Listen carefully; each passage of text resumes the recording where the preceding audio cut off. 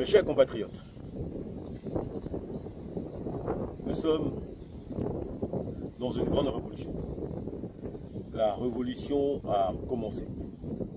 Et je rends ici hommage au grand peuple de Côte d'Ivoire, au grand peuple africain.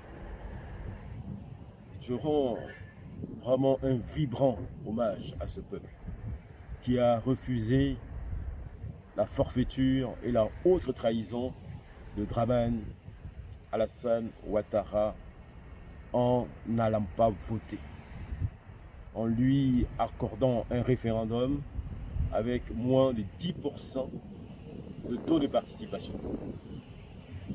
Je m'incline devant nos martyrs, nos grands martyrs. Au jour d'aujourd'hui, depuis que cette comédie, cette forfaiture a commencé, nous sommes aujourd'hui à 200 morts. 200 morts. Les morts qui gisent un peu partout, des habitations brûlées, des personnes aussi calcinées à Taokro. On a décapité un de nôtres que nous mettons aujourd'hui au rang de martyr national. Celui qui guide maintenant notre mouvement, celui qui guide maintenant notre lutte, Nguessan Kofi Toussaint, qui est notre martyr national. C'est lui à qui nous devons penser quand nous faisons cette démarche de lutte aujourd'hui.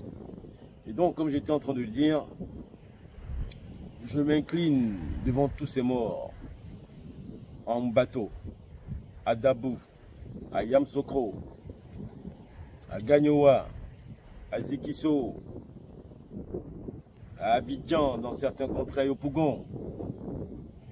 Tous ces Ivoiriens qui sont tombés pour une élection, nous devons penser à eux et continuer cette lutte.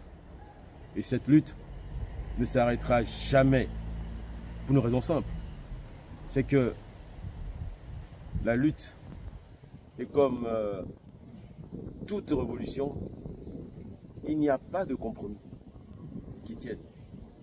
C'est-à-dire que nous ne devons pas la trahir, nous ne devons pas tourner le dos à tous ceux qui sont tombés depuis longtemps.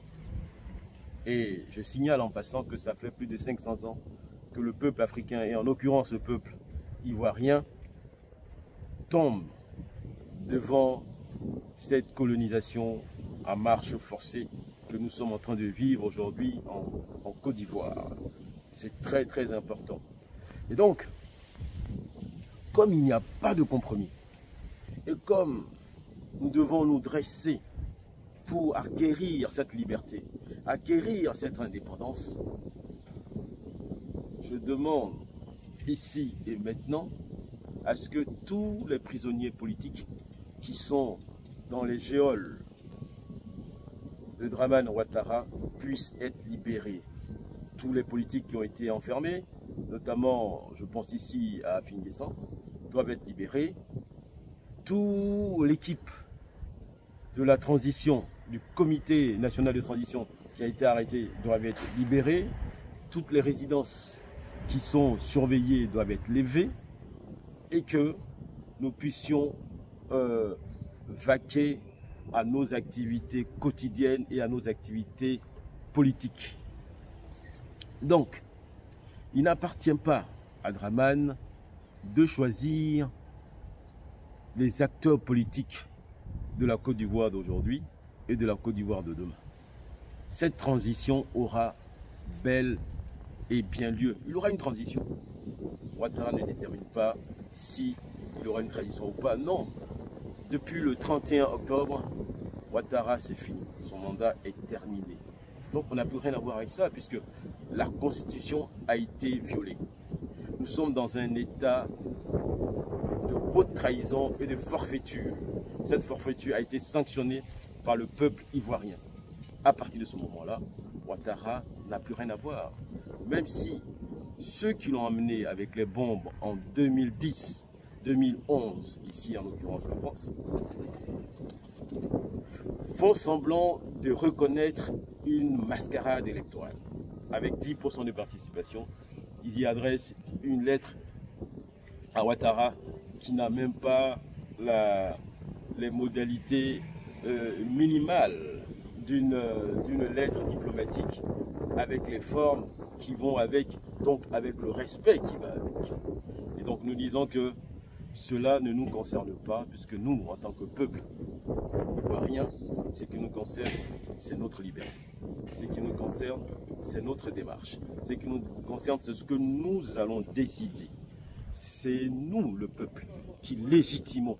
La légitimité sort du peuple. Et c'est le peuple qui fait en sorte qu'il y ait des lois par l'intermédiaire de ceux qu'il a choisis pour pouvoir faire ces lois-là, pour lui donner le caractère légal.